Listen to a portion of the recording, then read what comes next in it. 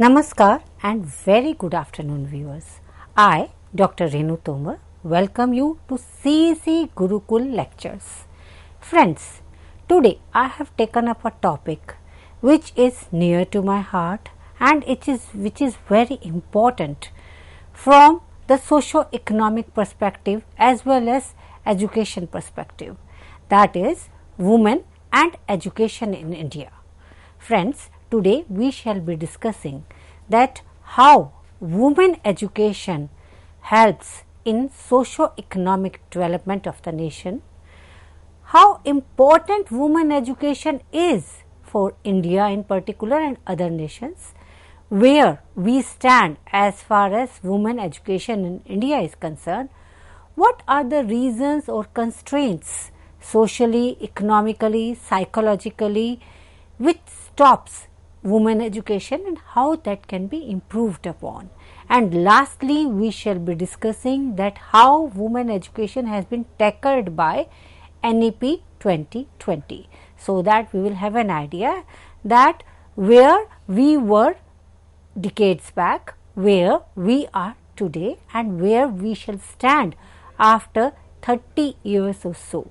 So friends, with this note, I shall like to begin discussing about women and education in India. Friends, the first question which I have to each one of us is why women education is important for any country.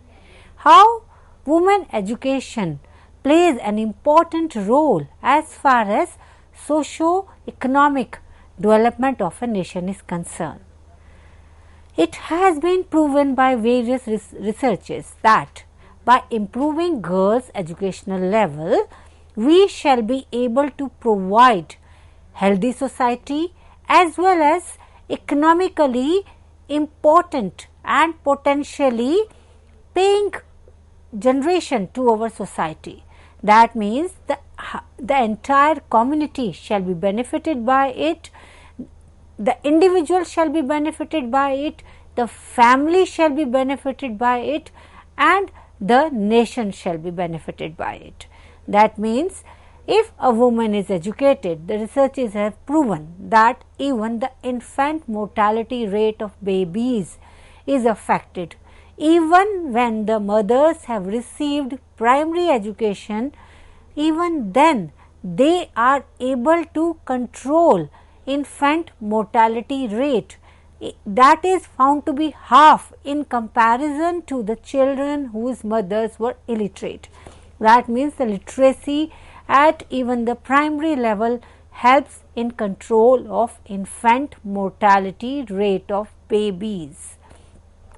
Secondly, it has also been viewed when we have a look at the underdeveloped nation.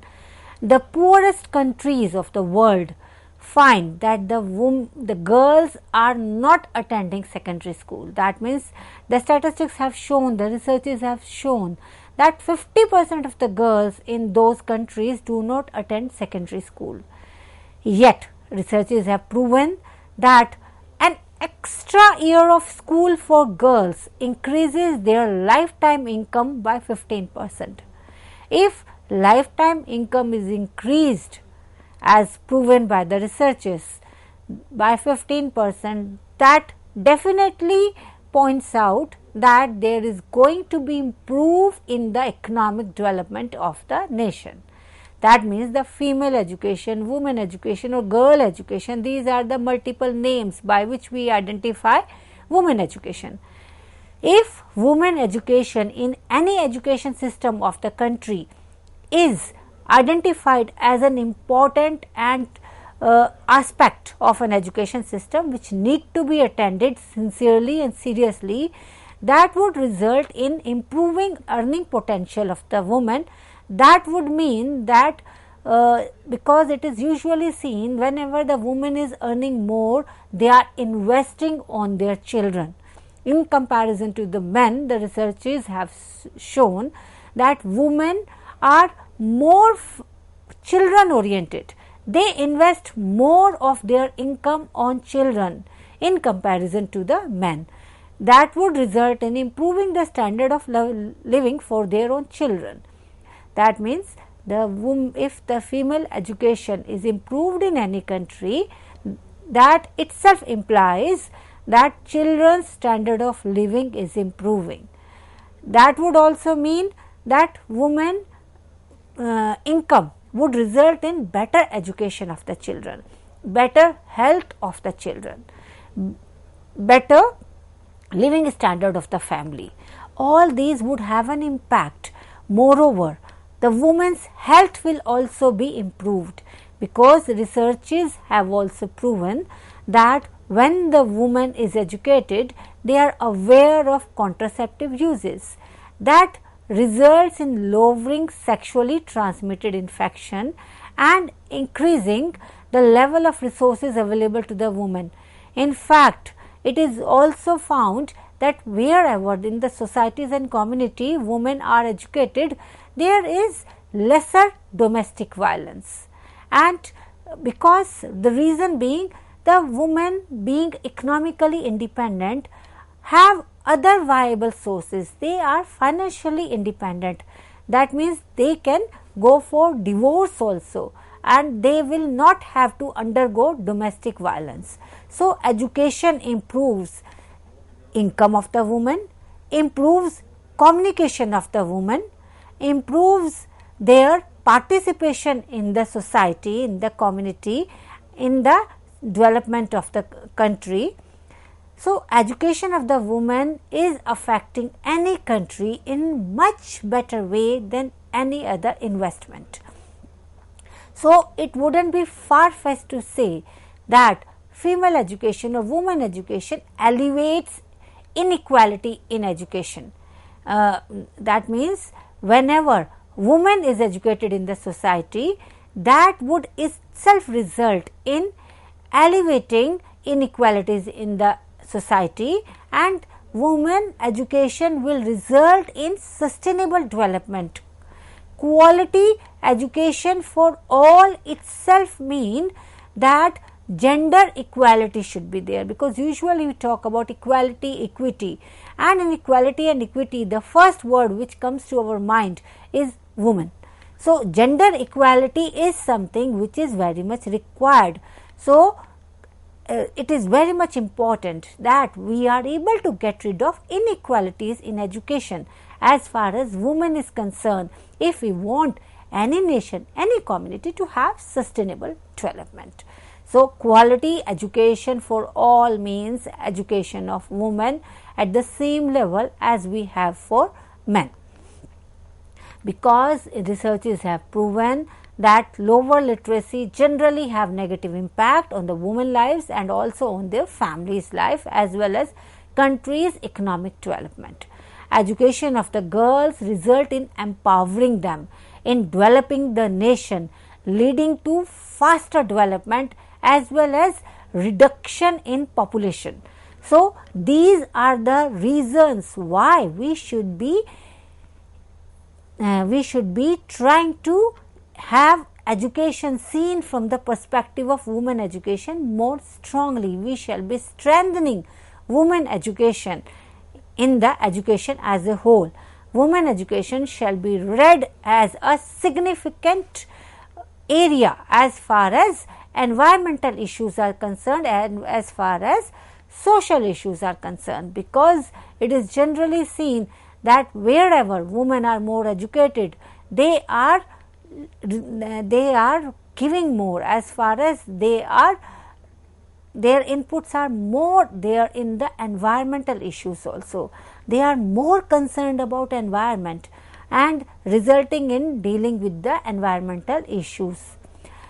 There have been projects which have shown that as far as solar farm is concerned, afforestation is concerned, these projects were successful because of the women involvement. So, it is very important that we involve more women, and if we want to involve more women in such kind of project, that itself brings us to the conclusion that we need to educate women. Only then they would be aware of the issues, only then they would be giving their best in tackling those issues. So, as far as economic independence is concerned, education is something which results in that. So, whenever woman is economically independent, that itself means that she is aware of socio-cultural problem as well. Now, let us try to understand that when there are so many good reasons for women education to be taken for, what are the reasons which are resulting in women education taking a back seat as far as our society is concerned? I wouldn't say government. Government has been stressing this factor since ages. This is a very important aspect for education as far as all educational policies are concerned. They have stressed upon it. They have given the ways also. They have provided the ways also to take up the women education. Despite that, that we have understood that women education is important. Despite that, all education policies have stressed that if we want a society to have the contribution of women, the polity and economic level needs to be improved, then naturally we would require women to be educated. Then what is that which is resulting in neglecting of women? What is that which is resulting in neglect of education of the population, which nearly is half of the total population of the country? To understand that, we will have to look at certain factors which are social factors. Various researches have been taken up as to understand what stops girls from educating.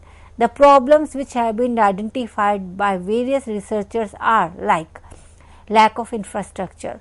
For example, there was a research taken up which pointed out that it is due to lack of toilets in the schools, resulting in low attendance of the girls in the school.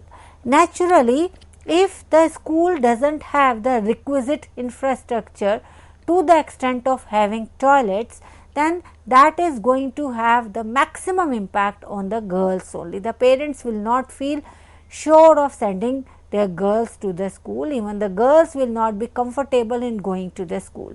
So, lack of infrastructure is one of the reason why the girls are not being educated. Secondly, poverty.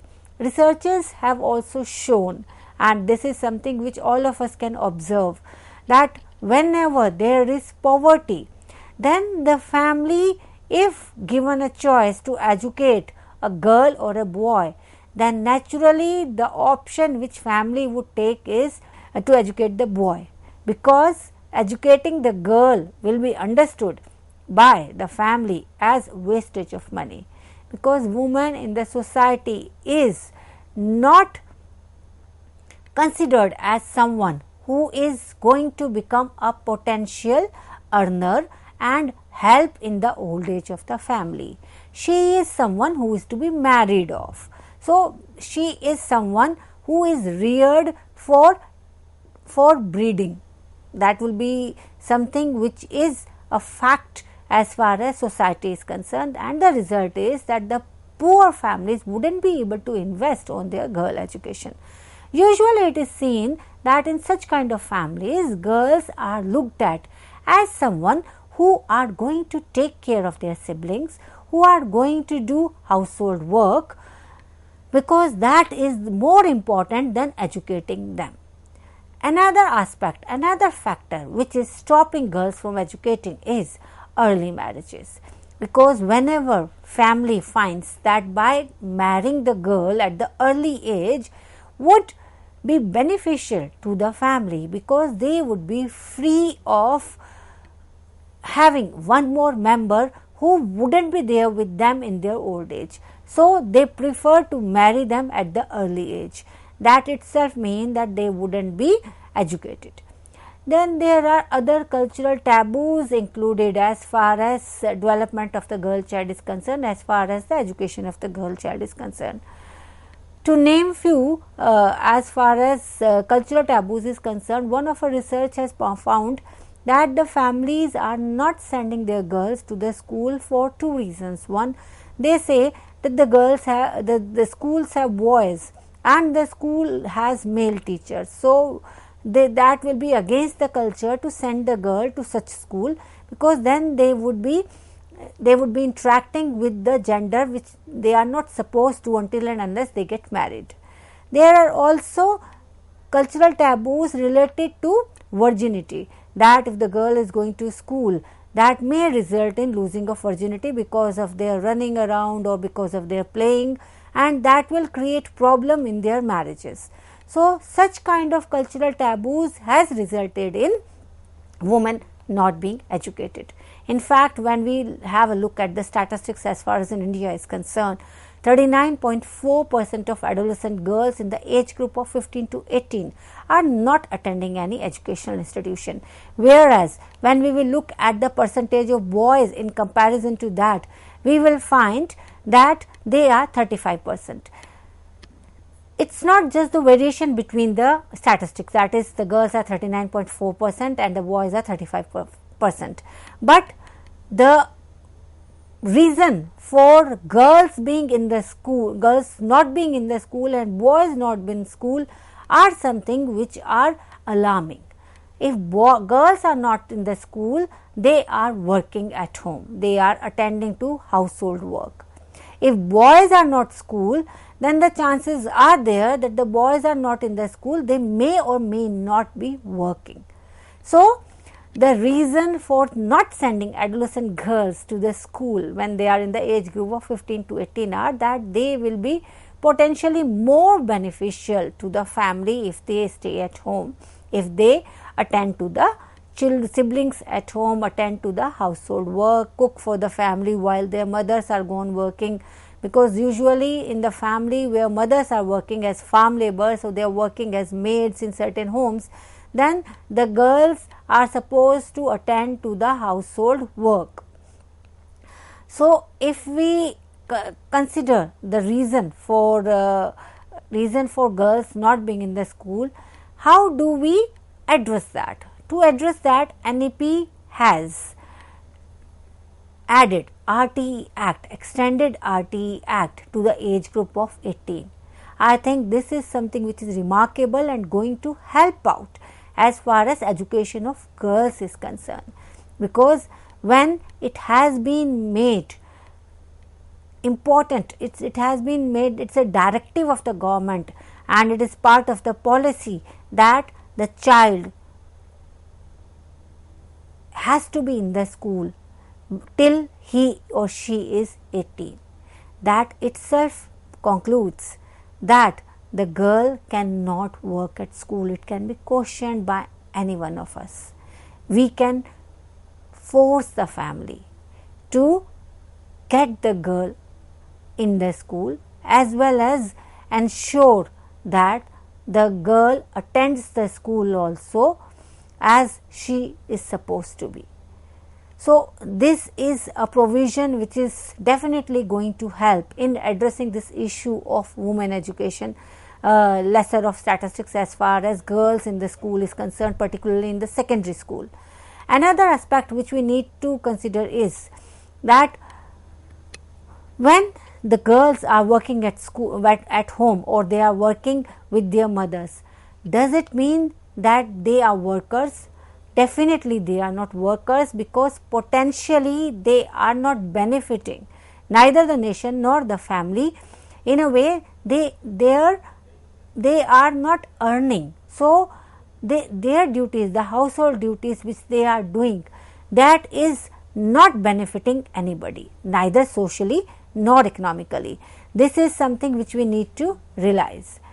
In other words, around 65% of the girls who do not attend any educational institutions are either engaged in household activities, are dependent, or engaged in begging. On the other hand, 33.4% of boys are non-workers. This is something which we need to realize. What are the chief barriers as far as women education in India is concerned? As we have already discussed, inadequate sanitary facilities in the school, then shortage of female teachers, gender bias in curriculum. In fact, school doesn't have drinking water. These are the barriers which results in girls not going to the school. Even if the girls have been admitted in the school, they prefer to drop out because of lack of toilet, lack of drinking water, due to lesser female teachers, inadequate sanitary facilities. That are the chief barriers which are resulting in girls getting out of the school, dropping out of the school. Another aspects whenever we try to discuss that why girls are not in the school are rooted in gender stereotyping. As we have already discussed that when we talk about gender segregation, if a family is given the choice between educating a boy or a girl, definitely they would like to educate the boy. This is an aspect of gender segregation. Another issues which are stopping girls from going to the school are reasoned by economic concern and the constraints. If the family has income only to educate one child, then naturally that has to be boy, not the girl. The consequences of gender profiling and stereotype is that girls tend to participate more in the program that relates to the domestic role. So, this is the psychological reason why the girls are not in the school. Even in the institutions of higher learning, it is seen that the women are more inclined to enroll in the courses which are traditionally considered more suitable for them, such as arts, education and STEM, the subjects which are usually termed as STEM, that is science and technology, engineering and management. These are the subjects which are supposed to be not the woman's cup of tea. So, this is also a kind of a profiling or stereotyping which is attached to the woman education, that if woman is to be educated, she has to be educated in the program where she would be important whenever after she gets married. That means she should be educated in the program which are related to the arts or which are related to the education, and science and medical sciences are not something which are meant for women. So, this kind of psychological thinking is also having an impact on women education. Other aspect which is important is why women education is not being addressed as it should be is that women education is implemented in a male dominated society, and because it is male dominated society, so women education is not considered, which is something of importance. So, how to deal with this issue? To deal with this issue, we should try to address the women education from the perspective of non-formal education. We shall try to address it from the perspective of training. We shall try to address it from the perspective of vocational education. So, in the programs which relate to women domestic roles, they should also be stressed upon. Simultaneously, we shall also stress upon the changing the role perspective of the woman, stereotyping which is attached to the woman education, that is educating them only for the domestic role. So, that also need to be changed, but that does not mean that we should take away the identity which is there presently for the education system. That can be taken as an advantage. We can improve the skill of the woman in the areas or in the programs which are supposed to make them better in the domestic roles as well as productive roles. So, that this way we can address this issue. Moreover, we need to change the attitude of the families. Presently, we can say that yes, the attitude of the families is changing when it comes to women and the girls' education, but still there is almost 100 years to go as far as understanding the perspective of women education is concerned.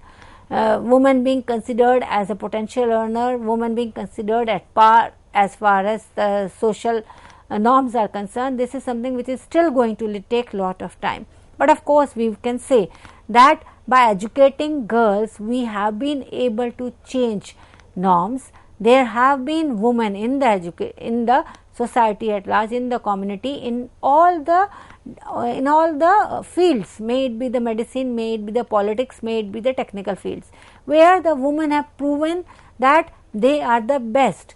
best amongst the men as well as the women. So it is not so that women haven't been able to prove themselves. They have. These kind of stories need to become part of the curriculum. Only that way the gender bias can be got rid of.